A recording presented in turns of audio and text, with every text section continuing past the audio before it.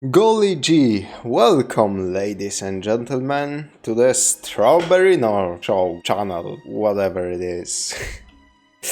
Today I will be reacting to Myth the Fallen Lords review by MandaloreGaming, continuing to go down that Bungie rabbit hole with Myth, Myth 2 and I believe Myth 3, out of which obviously Mandalore did not cover all of them yet, covered Myth 1 and Myth 2. I am curious as to the deeper connections. Let's say it like this. I don't know if there will be any connections to previous Bungie titles in Myth, but I have a gut feeling that there will be. I mean, fucking Halo has already so much overlap with Marathon that I noticed myself before Mandalore pointed anything out himself. Now I'm actually curious as to how everything else ties in. And actually, I am doubly excited because while looking up this video for the reaction, another video popped up by Josh Strife. It's a clip from his stream titled I Hate MandaloreGaming, where he said he wanted to review Myth, but Mandalore beat him to the punch, and now he has to wait before he does his own review, because otherwise people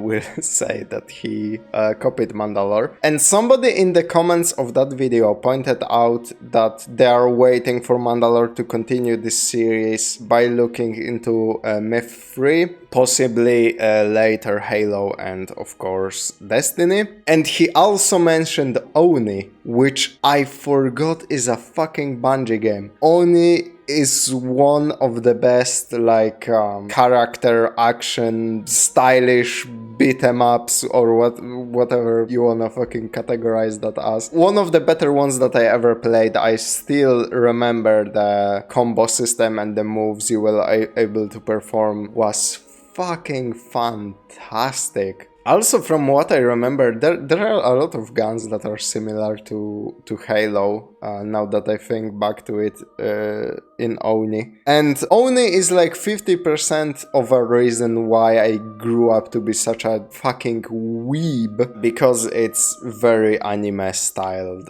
game that also centers around... I kinda forget about the plot, because the plot kinda sucked, in my opinion. But I was a child back then, so maybe I just didn't realize how good it was. The combat was fucking amazing and the level design. And yeah, and now I'm fucking excited to see if he actually tackles Oni after this Myth series. Because goddamn, that would be a blast from the past for me. Let's just get into the video.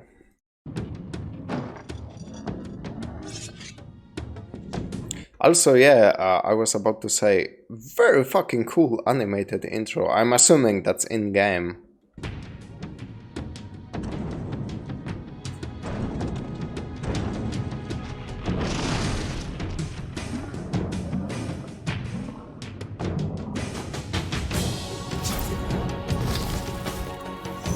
That's not what I was expecting. As a genre, RTS games have been pulled in all kinds of directions over the years.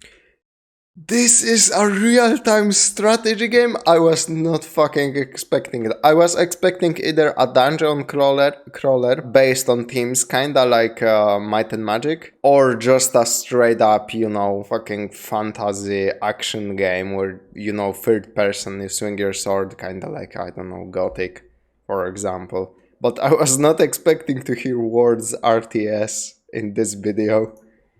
Some would mash up with city builders or action games, or kind of blur the line between itself and a tactics game. Sure, some refined the build a base and beat up your enemies formula, but getting there required some bold experiments. And this is what takes us slightly past the birth of Doom 2 and Command and Conquer to What the Myth. fuck? Now don't get me wrong, it's not the first ever real-time tactics game or... What the fuck was that footage in the background before? I'm sorry, I have to go back to that. Okay, what the fuck is this though? Is this like a game that was modded the fuck out of, or is it just like a joke game? And why is Billy Harrington hunting Squidward of all people? This is what takes us slightly past the birth of Doom 2 and Command and Conquer to Myth. Now don't get me wrong, it's not the first ever real-time tactics game or anything like that. There were already a good chunk of others, and some got very detailed in unit management. What are their traits, what kind of socks do they wear, you know the drill. Myth is interesting because while it has small elements of that, the idea the developers had was to go make a big war game. An RTS without the resources or the base building, all fighting. And this is violence that had some scale, both on its maps and its story, which is delivered in a unique way in a tone all its own. I guess then I wouldn't be as interested in this game because I like base building aspects of games. Like sometimes even if I would get stomped in StarCraft, I would be like, you know, just happy putting my ugly ass fucking Zerg buildings around. Also, the animated cutscenes are... I can already see a little bit of a precursor to what they would end up doing with Oni if that's what the cutscenes look like, because Oni has a lot of like cutscenes stylized to look like Japanese anime. It currently comes with a third story, the tale of getting it to fucking play, so I'll regale you with that a bit. Myth is currently in the realm of abandonware, and while it's easy enough to find, getting it to run is tricky if you're not going to use a virtual machine. Luckily, there's Project Magma.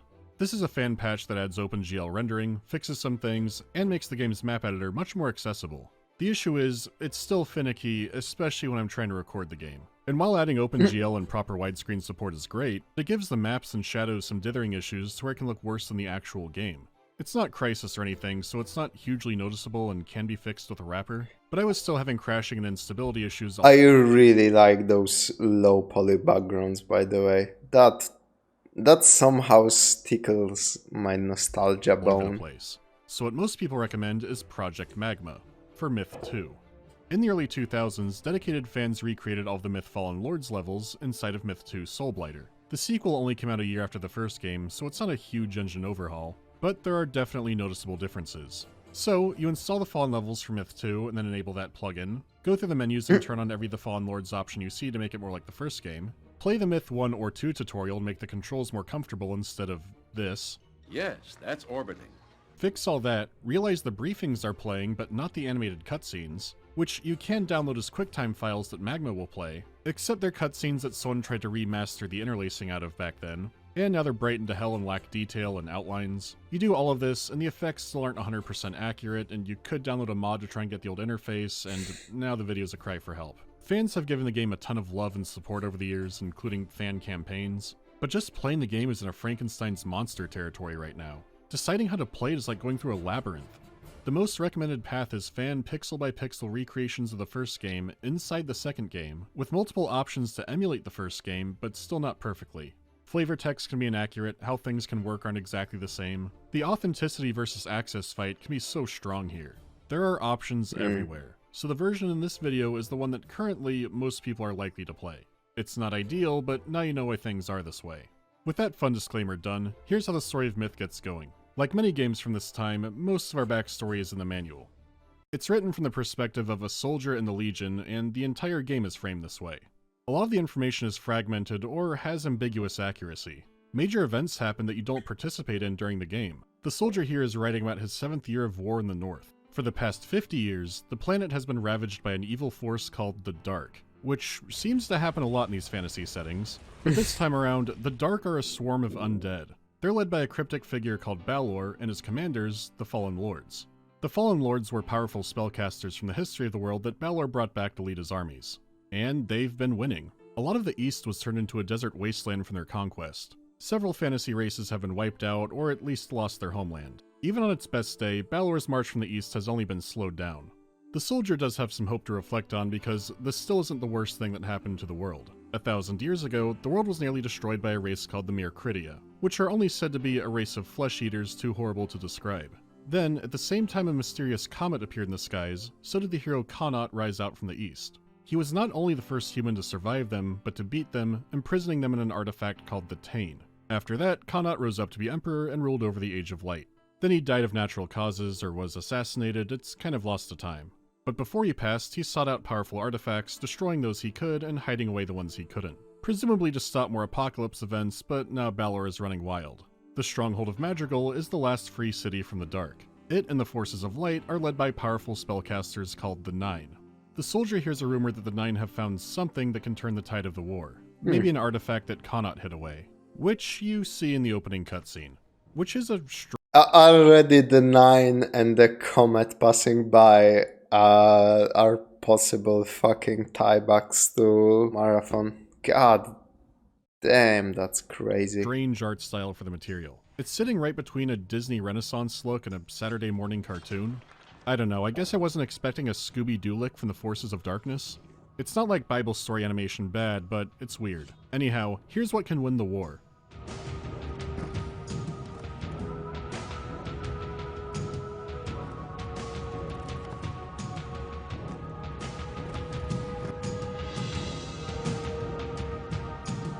What the fuck?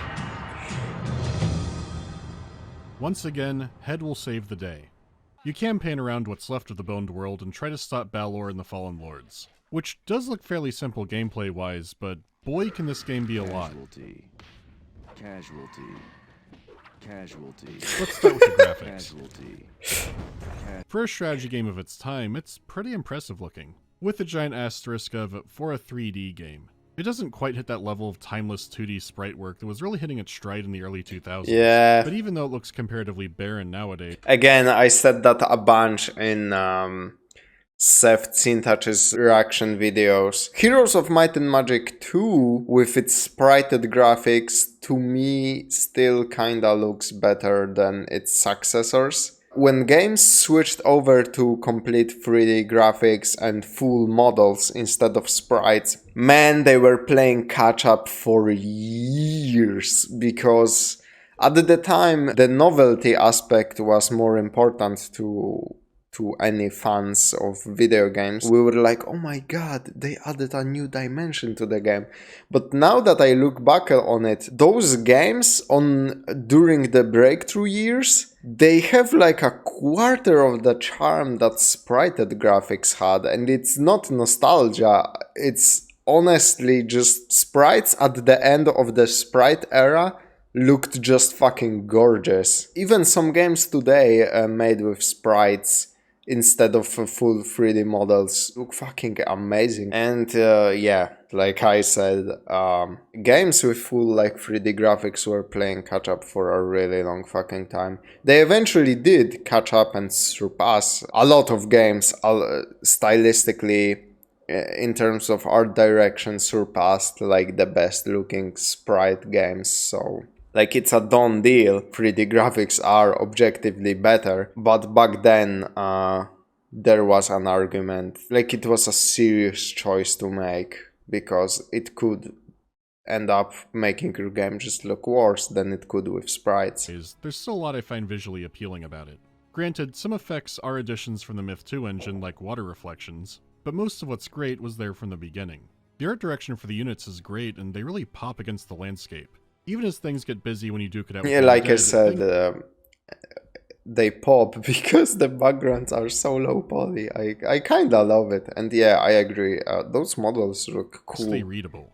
Light units can have eye-catching. But man, Bungie had that literally from the first game, Pathways into Darkness, up until like now with things added to Destiny 2, Bungie always had that cool ass fucking art direction. Every single game there was unique creatures, unique factions, unique looking armor, units, weapons, everything. Like, Bungie just did not miss when it came to art style department, in my opinion. Reflective metal effects on their armor and weapons, and the dark units will show up with really unique silhouettes and striking colors. I mean, how Myth uses its color palette all around is excellent. Units can have slight variety to them for flavor, but never enough to throw you off. Design-wise, most of the light units especially aren't very creative. They'd easily lose their identity in a lineup of fantasy creatures and warriors.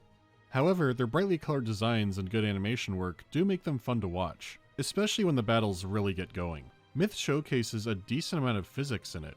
On a gameplay side, you have to worry about physical objects like trees and buildings blocking your archer's arrows, and elevation is taken into account for accuracy or your own bombs rolling back at you. Even weather, beyond being a cool detail to add some more atmosphere into the game, has its effects. Molotov cocktails already get dunked out in water, so if it's raining, it's not guaranteed, but there's a high chance. Even here you can see the bottles physically bouncing off the Bone Patrol. What's especially noteworthy is how gory this game can get. Magic can explode a thrall into red mist, or a giant can slap an ass back into the Ptolemaic dynasty. I appreciate how destructive these simple fights can be. The battlefields themselves can be absolutely wrecked from the carnage. Obviously, it's cool for battles to leave a giant trail of blood and debris in their wake, but it makes the combat way more satisfying and adds so much spectacle. It's a fairly simple and charming looking game without it, but with it, that adds some staying power. The actual 3D elements on the maps are very simple most of the time, but it gave it scale and they used clever techniques like painting the shadows in the ground surfaces. It's still all in service of the fights and making the big war game look appealing. Every so often you'll see some unique bits in the landscape or details that help drive the story, but that stuff is still mainly confined to the briefings. There are still times where a map will show deeper parts of the lore, or add more to a mystery. It's serviceable nowadays, it's fine. You can see it. As for the sound design, Myth is in a weird place. Based off looking at it, the game mostly sounds exactly how you think it would. Yup. That is a fantasy RTS soundscape if I ever heard one. Mostly stock sounds, guys in the office doing all the voice acting. The standouts are usually when someone explodes because there's a surprising amount of debris noise accounted for.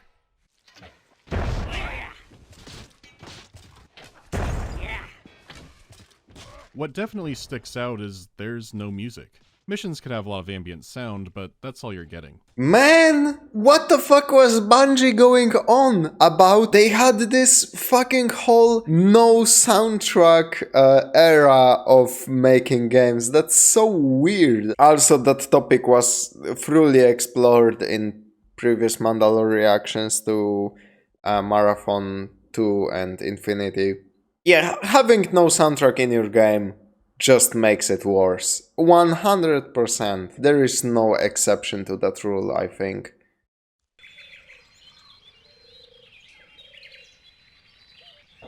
Huh. It's not just the sounds of battle, you do have your voice acting, which are mainly your guys trying not to friendly fire each other. Stand clear. Step aside. Yes, sir. Stand clear. Hey, step aside. Hey. Sorry. These are more extreme examples. When you learn to place your guys properly, it doesn't happen as often, and it was never Just shot There are more his experienced own voice actors fucking in guy. the game too, That's so hearing the two kinda camps hilarious. interacting can be pretty fun. Have you seen the mayor of Otter Ferry? Sure. I passed him near the stone monument. He is a traitor to his town. Will you lead us to him? A traitor? Then let's move before he gets away. Sir, there are too many of them. We must retreat. No, no retreating. We must hold our ground. We're going to the shrine to pray for help. Then you waste your time. The gods aren't listening. It's your standard, kind of lower 90s RTS Gouda. At this point, you may be wondering where the hell that tone I mentioned earlier was coming from. Well, Myth has some phenomenal music and great voice acting, and it's all in the mission briefs. Are you fucking kidding me? Why? Why would it be exclusive to just cutscenes in the beginning of the fucking mission? Oh my god. Tuesday, May 19th, the edge of Forest Heart. It's spring again, and after 5 months of rest, the Legion is once more on the move. Last week we passed through 7 gates into the eastern lands over the cloud spine. The Fallen seem to have abandoned the mountains, but for what reason we cannot tell. The only good news is that Ulrich is still alive and will join us tomorrow. This far east, the dwarves with us are closer to their occupied homelands than any of their race has been in 50 years. Not expecting to return, many of them have decided to give up their lives rather than abandon their country once again to the ghouls who have overrun it. That was mine. The briefings and writing are so good that it tremendously elevates the game, though the gap can feel so massive that it's surreal. It's like watching Thomas and the Magic Railroad and there are trains fucking around and Alec Baldwin is on something. And then what the hell are these Peter Fonda scenes? But I didn't guard you well.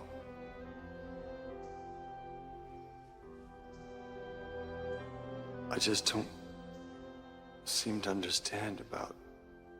I'll look at him, too! With Pinchy! Ow, Pinchy! He chased her, used up all her coal. He made her go too fast.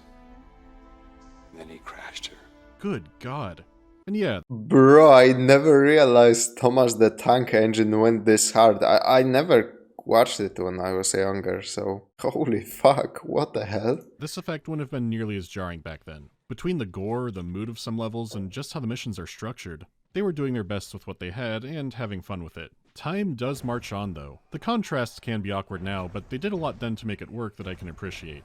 Plus, the effect is because the briefings are just that good. The music sets the tone perfectly, the narration adds so much weight to the writing. You'll sometimes get some sketch drawings of what's happening. As an example, you never see the horrible flesh-eating Mercuridia race, but at one point your forces get trapped inside of the Tane and you see some of their handiwork. Jesus fucking Date Christ. unknown, inside the Tane. Tradition tells us almost nothing of the Mercuridia, save for the horrible skull platforms they would build from the severed heads of their enemies. We found one of these a few hours ago, 30 feet high and 100 feet across, each skull arranged with a mad precision that was terrifying to behold. Many of the skulls were human, or at least humanoid, but among these were others which were certainly not, whose shapes and curves I have tried to forget ever since. In the center of the platform, far above our heads, rose the ancient battle standard of the Mercuridia. We left immediately. It is so excellent. They stay mysterious and Lovecraftian, but you're given more insight into what they were like. Yeah, those go hard, man. Also, it's kind of weird that Mandalore did not mention it, but isn't this like the first game where they actually have narration? Because Marathon did not have it, it just had the terminals. But this is in-game, right? This isn't another voice actor he just hired to read the text, right? Let me check the description. Yeah, no, this is in-game, I'm pretty sure. Yeah, that's cool. Like, the voice of the narrator really adds to the story, and like he said, this is very atmospheric, man. They weren't just feral monsters, they had some kind of vicious intelligence to a degree that you can't be entirely sure of. Myth is full of stuff like that, so let's talk about the gameplay. With only your units to worry about, things do seem simple to pick up. You get in the fight and don't have to worry about much paperwork. Some units do have a single ability, like dwarves have satchel charges they could detonate. Your walking high pile rugs that are journeymen can heal themselves and other units, but it never gets more complicated than that on the power side. The main skill is properly positioning your troops, and the game comes with a formation system. Since physics are a factor, you can't just stick your archers behind your melee dudes. You need to take elevation and spacing into account if you want them shooting from the backline. And yeah, it's a brain-dead simple system. If you're remotely familiar with these games, you get how this works. Keep your guys tight for melee brawls, spread them out if there's range or AoE danger. There's even a dedicated scatter command to make that easier. However, don't confuse simple to play with simple to win. Myth's missions can be shockingly difficult, because you're expected to use every tool and trick at your disposal. To top it off, this game can put you at the mercy of RNGesus. From the very first mission, you'll notice that the archers shoot like they have oven mitts for hands. And the same goes for the dwarves, who are much more stressful since they're throwing explosives. All these shots will have some variation, and sometimes variation means a dwarf whiffing his throw way too close and obliterating your own forces.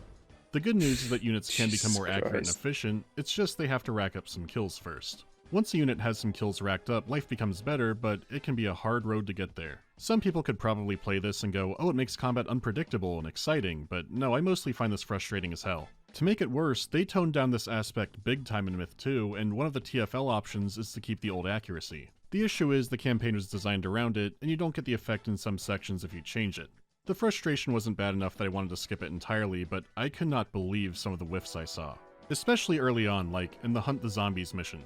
The last city is being sieged by the Dark, but you're not there to help them, you're here to draw some troops away from that battle. You have some troops to hunt down zombies that violently explode. Why do the zombies explode? What the hell was that? It is a slow-going process, and I'd guess most players find out about the speed-up hotkey around here. It's not unusual for games like this to have that, but it is unusual for me to want to use it this often.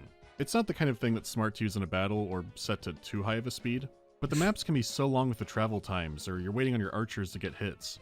I did something I don't do often and looked at Let's Plays for this game, and every single one used the speed up command too. You might think you're not that person, but myth will make you that person. Moving back to the accuracy aspect, Oh, that's a not the main great source quote. of the difficulty. The whole losing the war thing isn't just flavor, you feel it in the missions. The Fallen Lords are relentless. You've got 5 difficulties to choose from, ranging from timid to legendary. This will buff the enemy unit stats and decrease yours, and also increase the number of enemies. And more advanced unit types can show up. Normal can still give you a run for your money, but legendary is a different beast entirely. The difficulty Wait.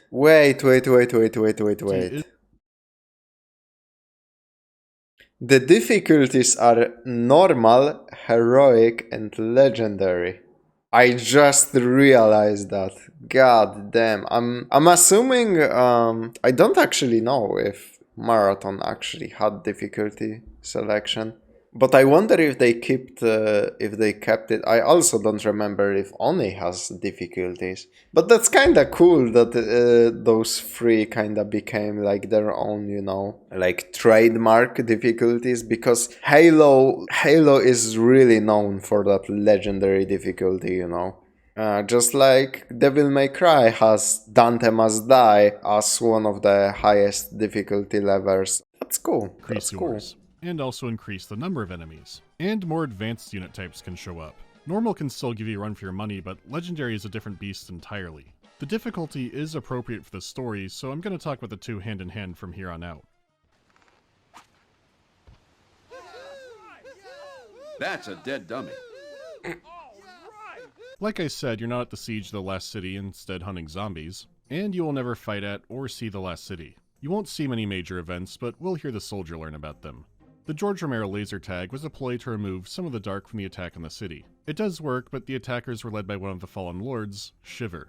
The Fallen are so horrifying and powerful that none have been defeated in combat. Well, the moment you learn who Shiver is, you learn she was killed by one of the 9. She was killed in something called a dream duel, which is never elaborated on.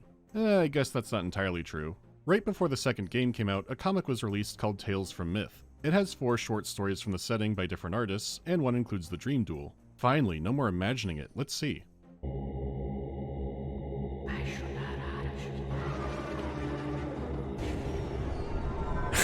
What the fuck? Never mind. It only says the secret to her defeat was her vanity. In the previous mission, you did have to hunt down a traitorous mayor who was betraying all of mankind to the dark. This is obviously stupid, so it implies that Shiver had some kind of power over him. Yes, that's orbiting. The secret was revealed by the Head, who claims to be an ancient enemy of Shiver and all the others. He wants the 9 and the Forces of Light to get the Total Codex. It's some kind of artifact that is hidden away in the ruined city of Covenant.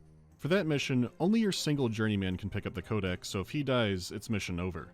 The journeymen are neat. They're basically the remains of the Praetorian Guard that served in Connaught's empire. Since that was burned down 50 years ago, they now wander the earth and fight with a shovel. They have long lives, and some have gone crazy. In the manual prologue, one shows up who is just a flat earther. He says the earth is like a double-sided coin flipping through the air, shifting between ages of dark and light. The centrifugal force is sorcery beyond our comprehension, holding the souls of both living and dead to its surface. This is a badass thing to say to a stranger, but I have heard a similar story from a tweaker in Chicago. The fight for the Codex was already underway when you get there, and it's lying right there in the grass. Mission accomplished. After you escape. Another great detail is that the missions have unique end screen art, both for winning and for losing, which isn't something you see often compared to a mission failed screen. It's almost like they knew you were going to be own-zoned. Anyways, the value of the Codex is immediately clear since it has information on things that haven't happened yet. Like one day, a man will resurrect the mere Critia. The soldier closes the book. The fallen lord he wrestled it from is called the Watcher, and he was a supremely powerful necromancer even in life. He was imprisoned in the Cloudspine Mountain in the time of Connaught, and even when Balor resurrected him, his arm was left behind. From here you're trying to escape his army, and a wrong direction can mean an easy wipe. The proper war takes focus for a while here, trying to outrun the Watcher and make it to a mountain to relink with your forces to stop another fallen lord, the Deceiver, from crossing over. You're helped by Northern Berserkers, but the Dark's forces are becoming more dangerous too. Beyond raw stats, they have innate abilities that you need to be careful of. Thralls can ambush you from underwater, the Solus can cross any terrain, and Ghouls can pick up weapons, limbs, bombs, or anything else to chuck back at you. The unique units, combined with the physicality of the maps, do make you approach the situations differently, so while there is slow downtime, the battles are engaging. From here you meet the Trow, who are not undead, but are part of the Dark. They were the dominant race of the planet until mistakes were made and Balor bound them to his will. These are the roided stat units. Like if there were satchel charges hidden among the debris.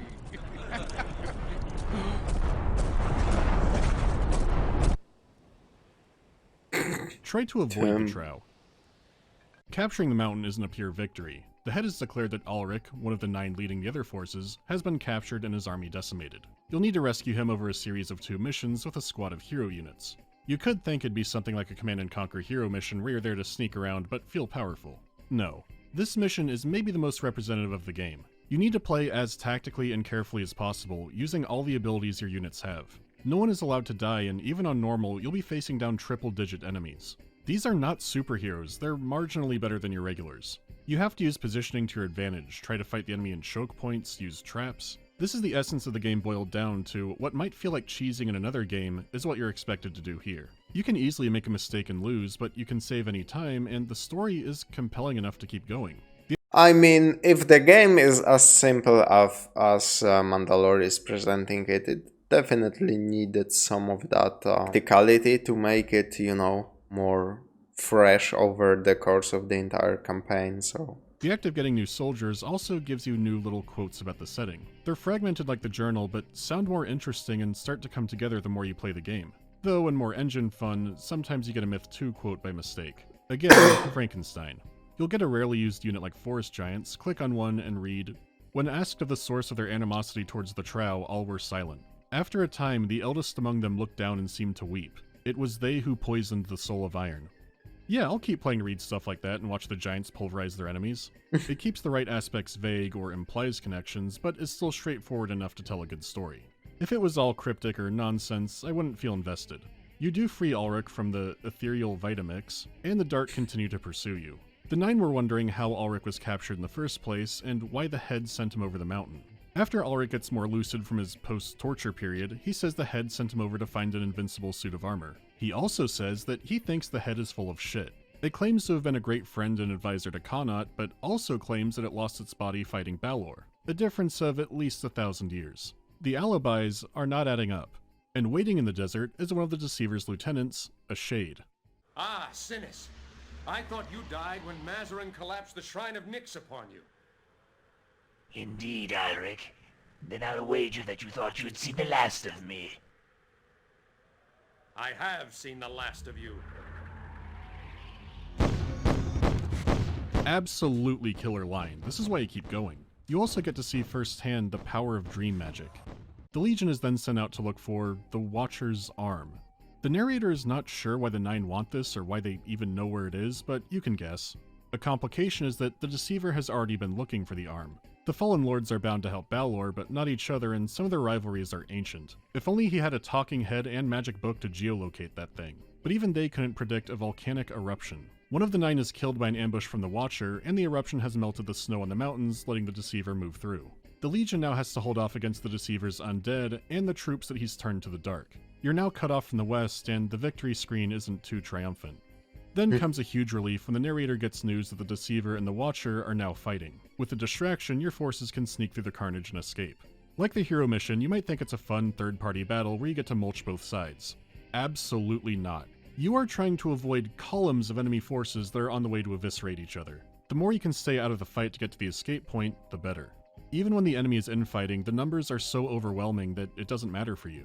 The campaign has you on the back foot, on the run, and only able to put up a stand-up fight in very particular circumstances. The apocalyptic tone is carried over to the gameplay where you do actually feel it. It's a difficult game, but as the campaign goes on, it feels more... Man, I fucking hate when games try to tell you that you are on the back foot, that you are losing, that your city is about to be taken, and then you are like mowing tons of enemies. This is especially fucking bad in, I remember in some of Mortal Kombat campaigns, for example. You are styling on a boss, you are kicking the shit out of him, and then when you beat him, a cutscene starts playing, and he bitch slaps you and you lose the fight.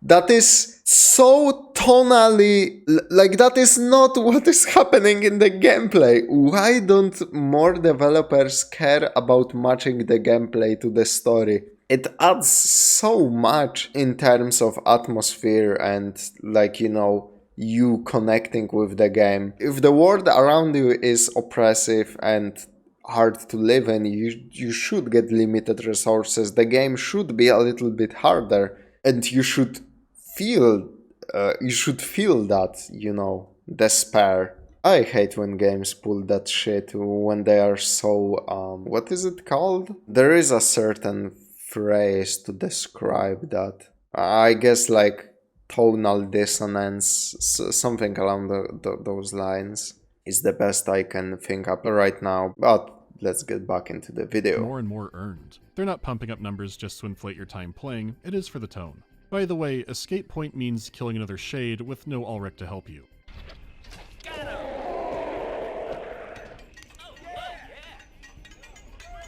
All the victory cheers are very appropriate.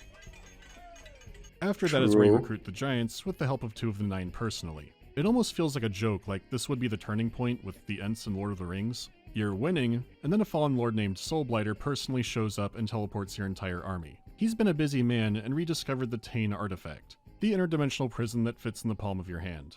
Oh god, aren't there Mercuridia in there? From the looks of things, no. They either died off or the prison's so big they're somewhere else. It is full of spiders and traps, and you do leave troops behind to keep going. You don't have a persistent army, but it's incredible how bad this still feels.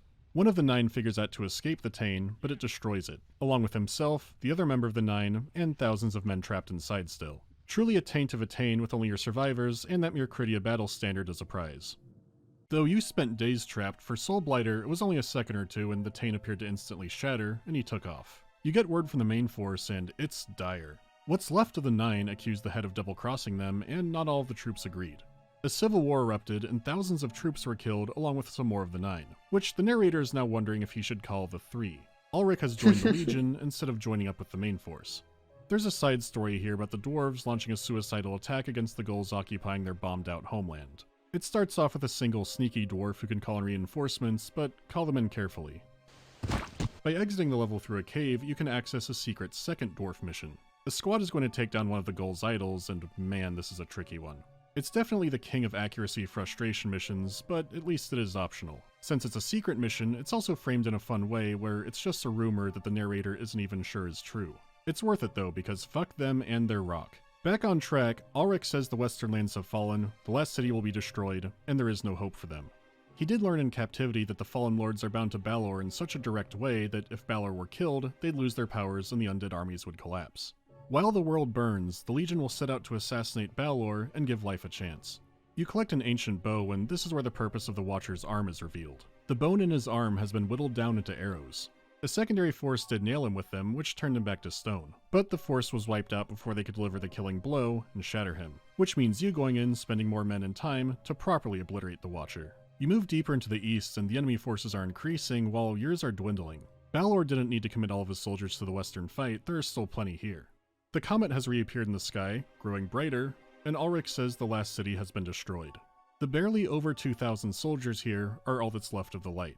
The lands are running red with blood rivers that the Thrall can still ambush you from. Even with Ulrich on the field and using dream magic, it's still hairy. It feels apocalyptic, and Ulrich has a final reveal. The Mercuridia weren't just horrifying, they were the previous soldiers of the dark, until Balor imprisoned them.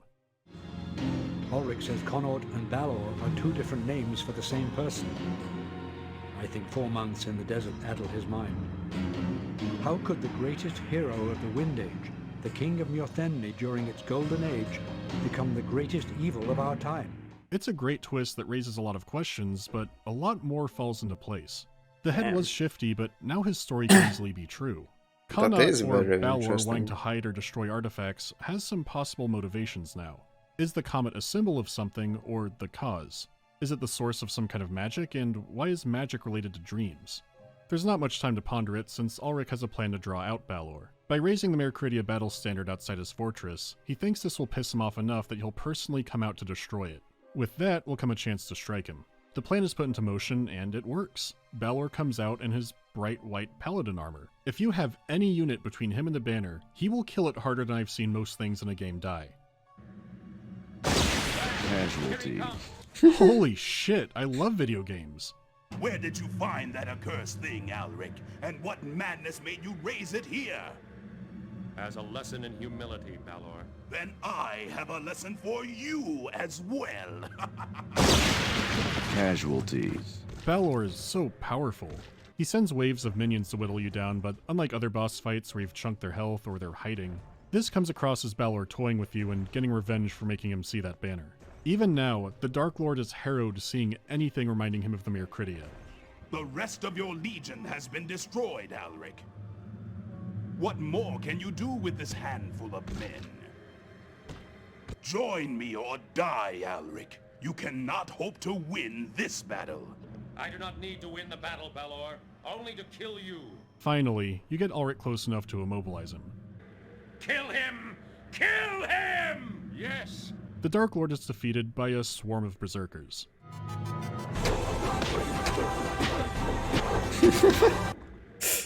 Damn. I'd say he's pretty dead. Balor has been killed before, Ulrich told us after we raised the Mircridian standard. And each time it has only made him more powerful. Our best hope is to cut off his head and hurl it into the Great Devoid.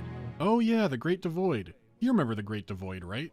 The manual says it's a bottomless chasm created by the Kaliik, where they destroyed themselves rather than letting the Trow destroy them. This is the only time they're mentioned.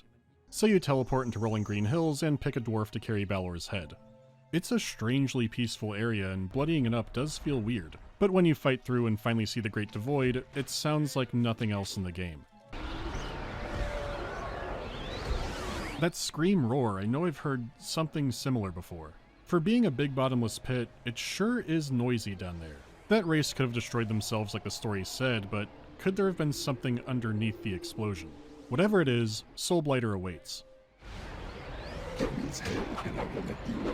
He might wreck you, but if you get him first, he becomes a murder of crows. The Fallen Lords are a strange bunch. The dwarf yells Kobe, and it's all over.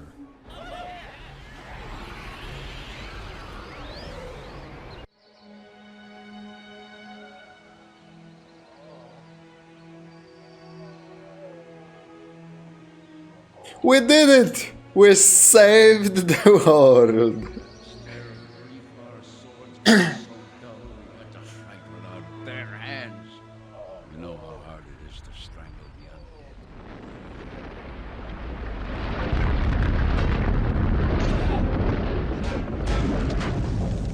the Jesus Christ. The Fallen are defeated, and maybe a lot of people just exploded. Man, what a game.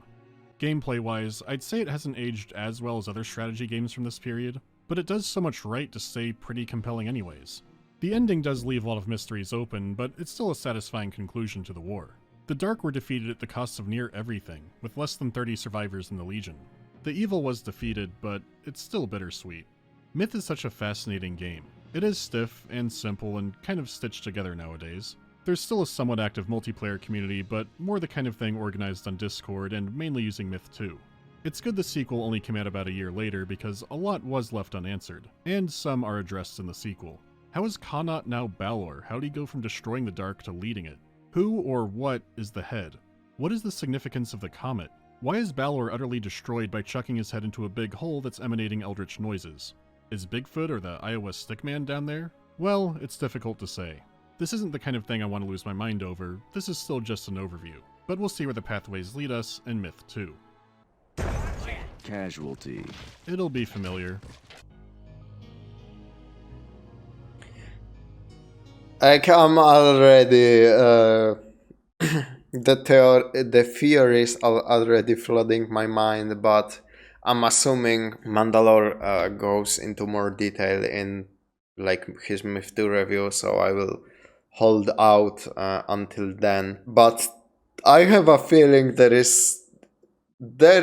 are some big connections to Marathon.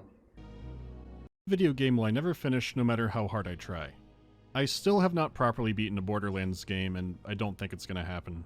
What's a low expectation game that still disappointed me? Thief 4. Are there many games I can't stand? Too many games do have crafting tacked on nowadays, but there's nothing that just melts me. Did I see the Callisto Protocol DLC ending? I played it, and it's like playing the result of a long-running backroom fight. I could not believe what I was seeing, but it feels too short to elaborate on. Thoughts on GURPS? I really like GURPS. It's just, you know how most games have a session for character creation? GURPS can have 3 sessions for character creation. Or I've seen more. It's great when you're playing it, but when you get started and that one guy pulls out all the books, it's all over. Most forgettable video game I somehow remember. Rage? Who would win in a three-way deathmatch between Briggs, McCoy, or Halligan? McCoy does have a gun, but he's not supposed to shoot people, but he might think Halligan is a replicant. I still want to say Halligan because his camo of dumb and innocence protects him. He also has ordained magic powers now, and who knows what he'll do with that. Briggs might also murder McCoy.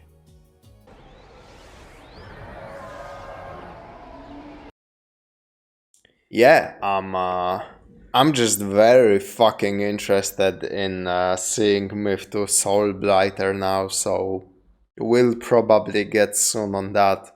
Not much to say here, I guess. Thank you very much for watching, and I will see you in the next one.